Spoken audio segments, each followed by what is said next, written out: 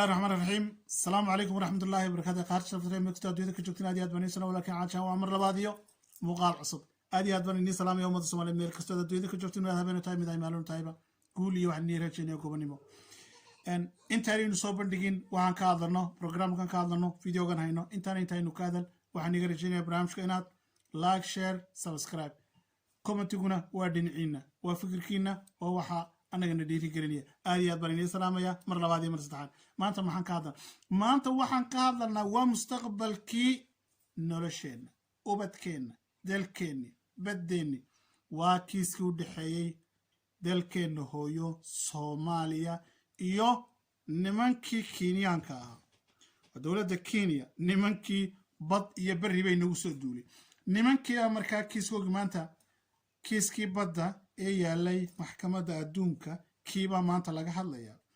كيبا مانتا دولدي كين ليدي محاد هيسين صور ديغا سو بود صاحب سو بود صاحب waxay rabeen inay dib u dhigaan inay wax saas kugu laaqaan deetana wax soo jaabjaabistaan been iyo balaay soo dhigtaan kiiskana dib loo riixay sidii markii hore dib loogu riixay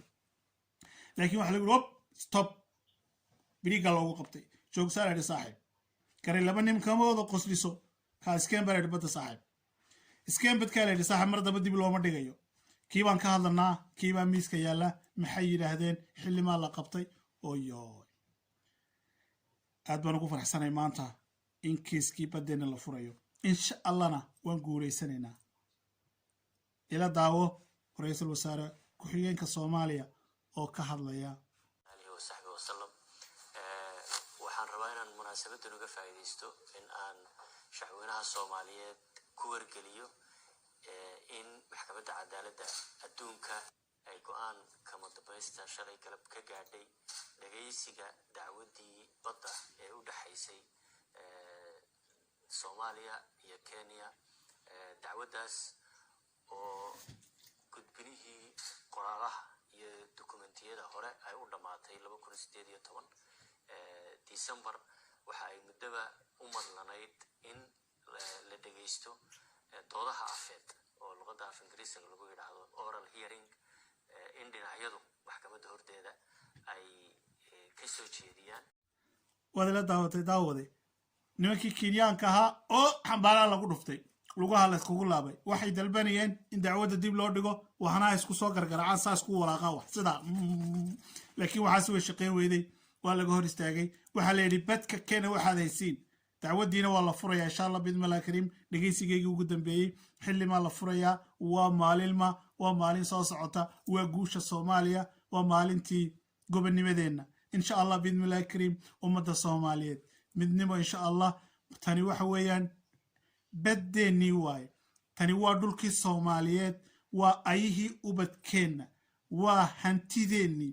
nimanka inagu soo duulay ilaahay baa inaga qabanaya laakiin ka camas ka qabanana insha Allah guushaasina waan helaynaa bal maalinta la qabtay iyo xilliga la qabtay dhageyso ra'iisul wasaare ku xigeenka Soomaaliya Mahdi maxkamaddu go'aan waxay shalay ku gaadhay dhageysigii dacwadda oo horena ay u mudaysay hase yeeshee Kenya ay codsatay in dib loo dhigo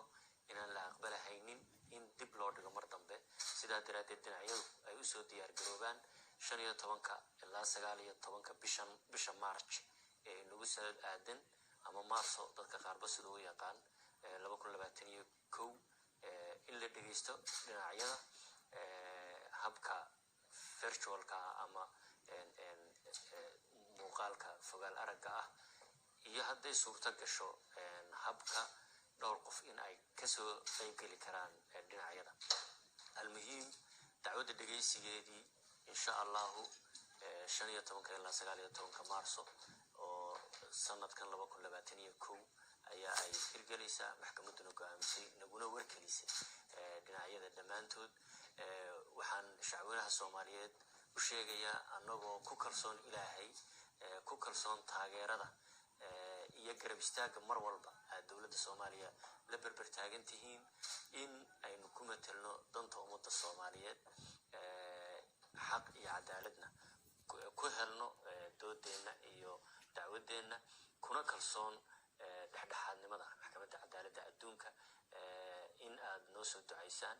in si xaq ah ay noogu dhamaato dacwadaasi waxaan u hambalyanaya madaxweyne maxamed cabdullaahi farmaajo oo 4 sannadood oo run ahaantii daawade dhegeysigu wuxuu dhacayaa 15 bisha saddexaad ilaa 19 bisha saddexaad ra'iisul wasaaraha cadeeyay waa muuqaal xaqiiqa ah ilaahay waxaan ka rajeynayaa maalintaasi inaan ku guuleysano nimankii Kenyaanka wax isku soo beenta soo laaqlaaqayna beentoodii inuu haad ka cunay libaaxii hurday waa sare kacay nimanka Kenyaanka waxa haysteen libaaxan jiifaa inuu dhintay haysteen inuu dhintay bay haysteen laakiin muu dhiman uu soo jeedaa oo sare kacay inkastoo dawladdeenu taal daran tahay haddana maxaa la yidhi dawlad xumo dawlad la'aan bay dhaantaa si kastaanu jilicsanaano wax kasta ay naga maqnaadaan laakiin geesinimadu dhiigga Soomaaliyeed bay ku jirtaa insha Allahna waan ku guuleysananaa biidmillaahi kariim wixii ka dambeeya bisha saddexaad 15 ilaa 19 guul daradii Kenya soo socota guushii Soomaaliya farxadii ummadda Soomaaliyeed meel kasta ummadda Soomaaliyeed joogto kuuliyo gobonnimaan u rajaynaya insha Allah noolaada farxadda maanta inaga muuqata ilaahay waxaan ka rajaynayaa dacwadaasi inay